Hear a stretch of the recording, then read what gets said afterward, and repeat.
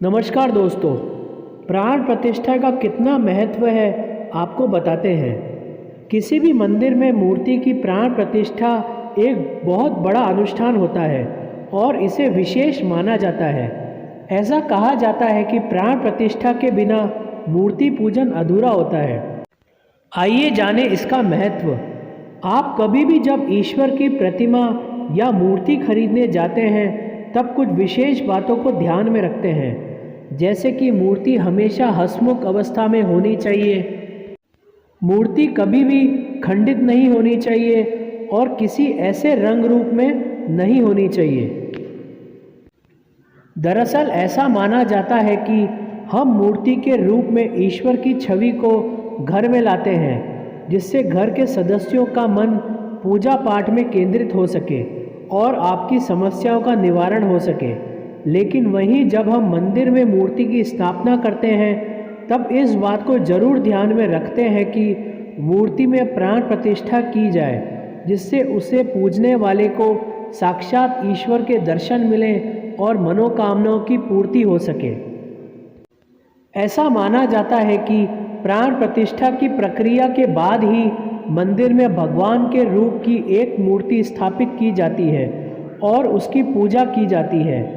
जब भक्त किसी भी ऐसे स्थान पर पूजन करते हैं तब उनकी मनोकामनाओं को पूर्ति होती है।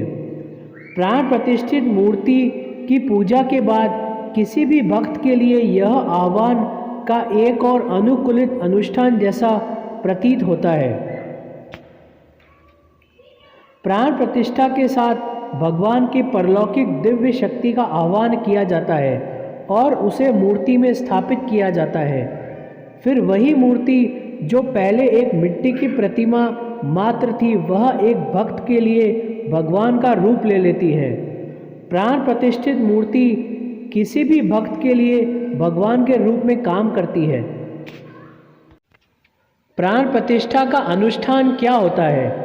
प्राण प्रतिष्ठा अनुष्ठान में आम तौर पर एक पूजा, संस्कृत मंत्रों का जाप, स्नान और देवता की मूर्ति की मंदिर में प्रतिष्ठा करना शामिल होता है। प्राण प्रतिष्ठा के समय जो पुजारी मूर्ति लेकर मंदिर में प्रवेश करता है उसके सबसे पहले पैर धोए जाते हैं और फिर मूर्ति को स्नान कराने के बाद साफ वस्त्र पहनाए जाते हैं।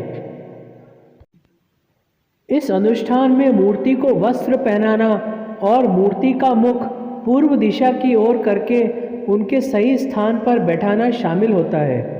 मूर्ति को कुछ विशेष मंत्रों से प्राण प्रतिष्ठित किया जाता है। मूर्ति के चारों तरफ सुगंधित जल का छिड़काव किया जाता है और फूल चढ़ाए जाते हैं। मूर्तियों की प्राण प्रतिष्ठा करने से ईश्वर की पूजा करने से भय से मुक्ति मिलती है, सभी बाधाओं से मुक्ति मिलती है और कष्टों को दूर करने का मौका मिलता है। यही नहीं, शांति की तलाश में भी भक्त ईश्वर की शरण में प्राण प्रतिष्ठित मूर्ति की पूजा करते हैं। मूर्ति की प्राण प्रतिष्ठा से व्यक्तिगत जीवन से बाधाओं को दूर करने का मौका मिलता है। प्राण प्रतिष्ठित मूर्ति की पूजा करने वालों को रोग दोष से भी मुक्ति मिलती है।